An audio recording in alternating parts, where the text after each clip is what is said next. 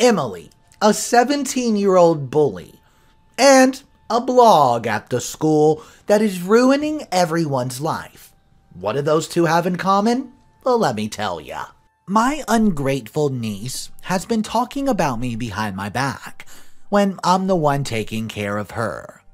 Imagine finding out that the person you've been taking care of and ensuring that she gets educated is nothing but a snake. Not only that, but she's been talking badly about you because you cannot have children. Yeah, this was the experience I had with my niece, whom I've treated like my child since she was little. I'm a 37-year-old female, unmarried with no kids. I found out in my early 20s that I was barren, which was something that had to come with terms with. But my sister, who's 42, was one of those people who supported me, and she included me in her family. She has a daughter named Emily who's 17 years old, and is supposed to be her senior year, but she got kicked out. And let me just tell ya, the reason why she was kicked out is so horrific it makes me wonder who I've been raising. Even though I do not have kids of my own, Emily was my godchild. I enjoy doing things for her. Her mom would often let her visit my house, having sleepovers, all the time until she was older. Because of our close bond, it felt like I was her second mom. Even though I do not have much luck in things like having my own children or getting married, I've always been lucky career-wise and earn a lot of money.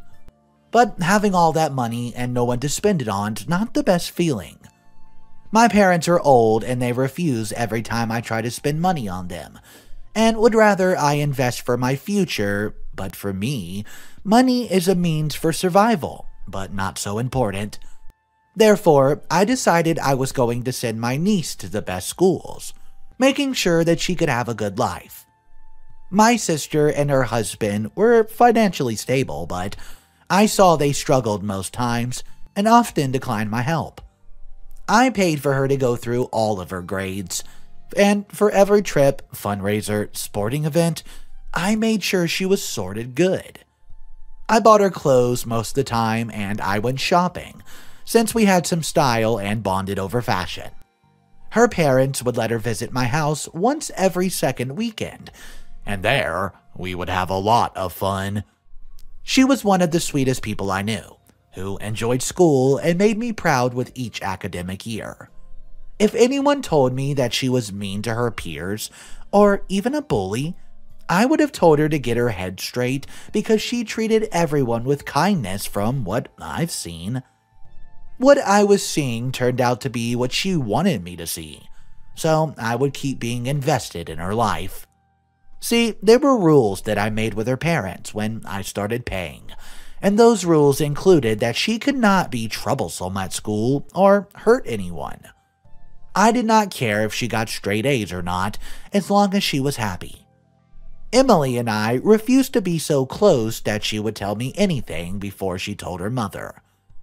I did my best just to give her good advice, working with her mom when she was being difficult, especially in her early teenage years. But that all took a turn when she started being secretive towards me.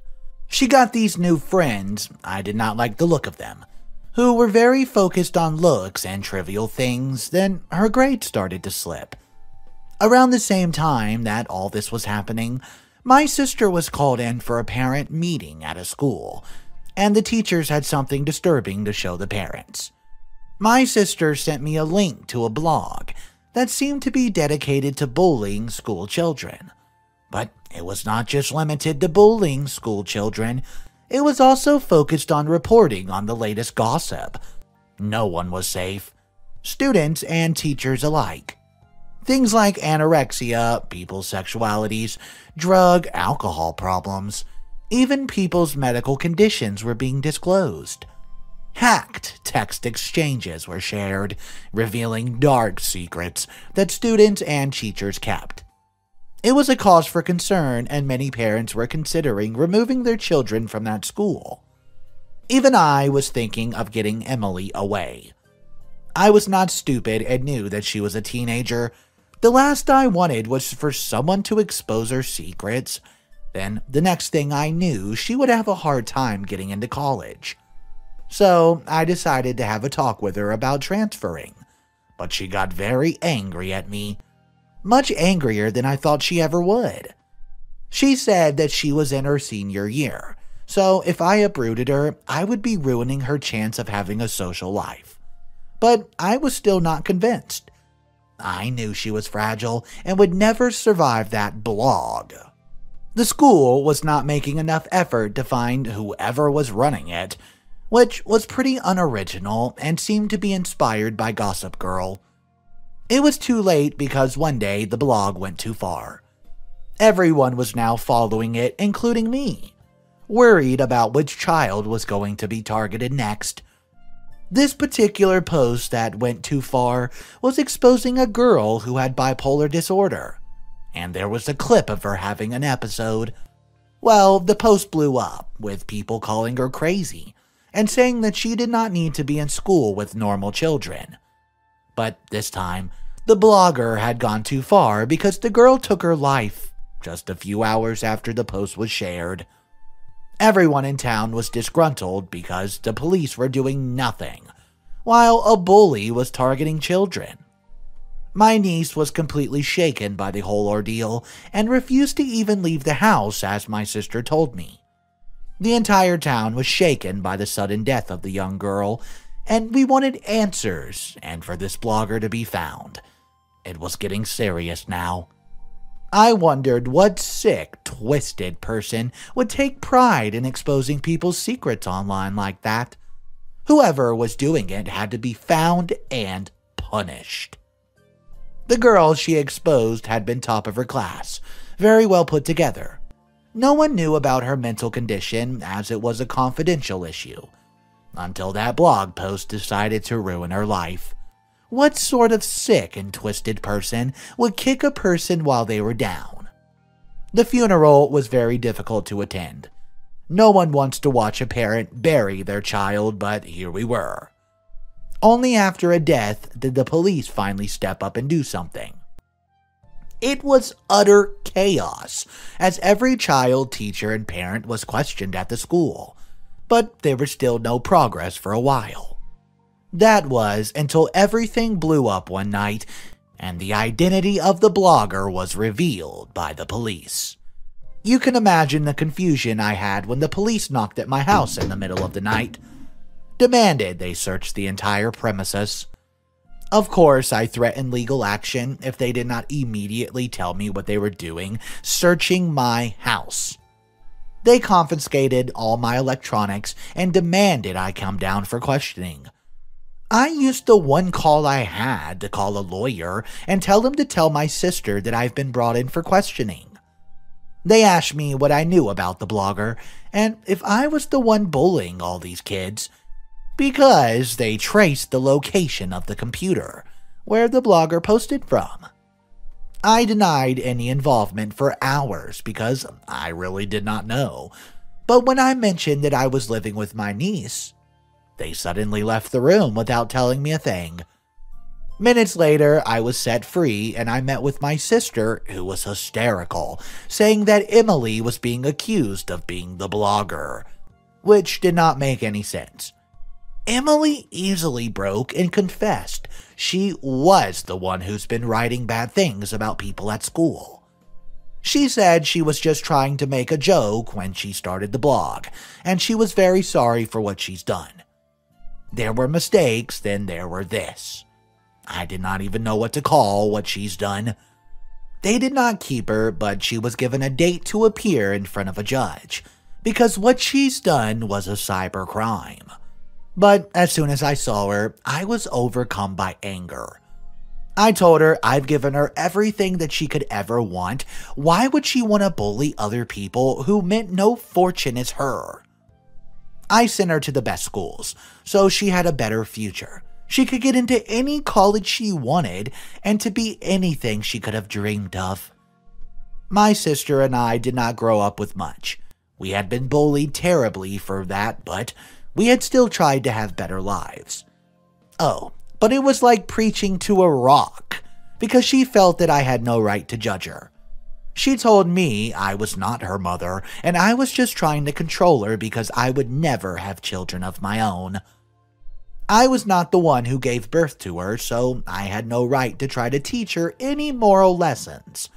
And it was a good thing that I did not have children, otherwise they would be stuck with a mother like me. I asked her how could she say something like that, and then she said that everyone knew the truth. Even my sister knew about it. By then, my sister would not look into me in the eyes. All that time, I thought I had a family who loved me, but I was just tolerable because I had money. Maybe I've been trying too hard to put Emily on a pedestal, and I did not realize she was a rotten apple. Not only that, my sisters seemed to have a lot to say about me when I was not present. I told them that they were on their own in the situation, and I was done paying for anything they had to do with Emily, and I left. Emily had a disciplinary at the school, which I attended because I wanted to make sure she got the right punishment. The most painful part was seeing all the kids who were slandered online, and their parents. Some of them were angry, some sad, and some in utter disbelief, but the most heartbreaking one was the girl who used to be Emily's best friend. That was because Emily outed her sexuality in one of the posts. She was too young to experience being backstabbed by a friend, especially in a situation where the person she confided in most, it was her friend. My sister tried to fight a losing battle, to prove that her daughter did not mean any harm in doing what she's done, but I could see no one was convinced. The parents of the children wanted her punished for what she's done, and also I could get where they were coming from.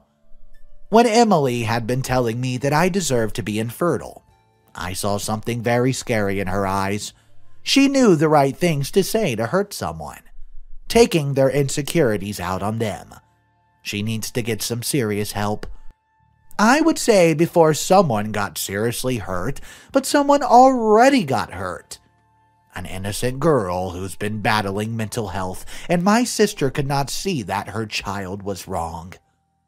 She believed that Emily was just troubled, failing to see that she was a master manipulator in cases like that. They would have a character analyst to talk to her teachers about her behavior in class or something. None of the teachers had anything good to say. How could they, when she was airing all their dirty laundry? But an interesting question was asked. How she pulled off all of this. She was just one person, and she was smart, but not as smart to bring the whole school to its knees. The answer will not come as a shock. She had help from friends who were equally unruly. She ended up turning in when she saw that she was in deep water. They all turned on each other, trying to claim a smaller part in the entire situation. But there was one common denominator, that Emily came up with most of the post, that they were just responsible for gathering the dirt. And you would wonder why they wanted to hurt people, and they answered, it was just a prank, but it turned bad. I seriously doubt it. They were in their final year in high school, nearly adults, so surely they had bad intentions when they started doing it. I'm no psychologist, but I agreed with everyone that they did not deserve a light punishment. When it came to the law, they were all given several months of community service, and a warning it did not go on their permanent records. But the school decided to expel Emily, and suspend her friend since she was the mastermind. Not only that, but they came from families with money, and I already pulled my funding on her, which she decided to act smart with me. On top of all that, they had all to go to therapy, which I thought was a brilliant idea. They need to realize the gravity of what they've done, and I do not want them to do something like that ever again. It would not bring the girl who committed suicide because of that stupid blog back, but I believe it will sure as hell make them see that this will never happen again. My sister stopped talking to me ever since I distanced myself from her family. She believes I abandoned her in the time of the most need, and that she could not just abandon her kid. What the child did was refuse to take responsibility for her actions, or stop what she was doing when she saw how scared her peers were. This is a lack of empathy for other people's pain, which is something I'll never stand with. She had her whole life set up, but she failed the biggest test, which was humility. I'll never take a dime out of my pocket to give to her or her parents ever again. Especially not after what she said to me. My struggle to have children is very sensitive for me. I've accepted that I'll not have them, but I will never accept comments about how I deserve to be barren. And she knew that. She said I had no right to be her mom, when I've been there for her when her mom could not. This is not about the money that I spent on her, but the times I comforted her when she thought that there were monsters under her bed. Bandaged her up when her knees were scraped and taught her how to drive. Those milestones were important to me, and made me feel that even though I was never going to have my own children, there was someone out there I helped nurture. My parents know the truth about my sister and Emily, and all they've done to me, and they've been trying to make us at peace, but I find that nearly impossible. My sister blames me that her child lost all her friends, and had to change schools, and has no college money, because of her selfish actions. I'll never reward such behavior. She should know best because that was how our parents raised us, not to belittle anyone who was struggling in life. We need to do better as people, because children are suffering out there because of these bullies, and their parents who protect them, and the schools that brush it off until someone gets hurt. I'm just so sad for OP. Everything OP did for Emily, it seemed like it was tossed out the window whenever this evil website was made that was hurting so many people. Guys, let me know some advice how you would have handled Emily if you were in OP's position. Drop the advice down below and let's talk about it in the comments. There's still one final story left in today's video, and here's the title. Siblings, 36 male, 32 female, want to come into the family business after I expanded it. Let me tell you exactly what's going down. My dad, who's 65, is a heavy diesel mechanic and has run a small workshop his whole life. I'm 29 years old, male, and have always been interested in his work since I was a kid, and would always help him out on the weekends. I went to university and studied mechanical engineering and commerce, but struggled and dropped out to travel the world for a year. My siblings, 36 male and 32 female, are both in investment banking and are successful in their careers. Since I was 23, I've worked with my dad as a mechanic and slowly taken over his workshop. When I started, he had 2 part-time mechanics and 1 car in 2017.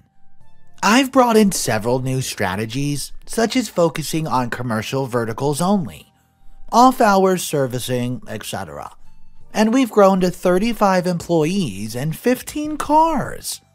We went from $250,000 in revenue to just shy of $7 million. My dad only works in the workshop while I'm more 20/80 workshop office split. COVID's meant our business has grown tremendously in the last few years. A few weeks ago at my dad's 65th birthday dinner, he talked about the numbers of the business and everyone was shocked. No one in the family has ever visited our workshop or asked about it. Since then, he's been thinking about the succession plan after my siblings have been asking about it. He proposed the following idea to me. I get 40% of the business, they get 30-30. My sister would get a manager position, as she's looking to leave the IB world to start a family, and my brother would get the same as well, if he wants it. I noted everything he said and just asked for some time to think. They started proposing some of the most insane ideas without any context of business. I'm seriously annoyed. My dad's run this for 32 years, but only since I joined did we expand. I admit, I did use my dad's network, reputation, skill, and initial workshop to get a head start, but it was my idea to expand, get a bigger workshop, and implement risky ideas.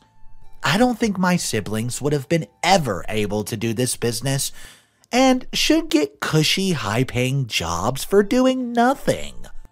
If we wanted a $200K a year manager, I would get one with industry top experience. I've spoken to him briefly, but he was shocked about my reaction and said it was his dream to have all his siblings work in the business. But my brother and sister have never even picked up a spanner. I've been hanging around this since I was 12. He always said it would be mine. I don't want to have to answer to a board of my siblings who, I get the vibe, they think they're smarter than me, just because they finished university. I built this business with just my dad and want to keep building it with him, without my siblings. I can see it from their point of view, as this is a family business.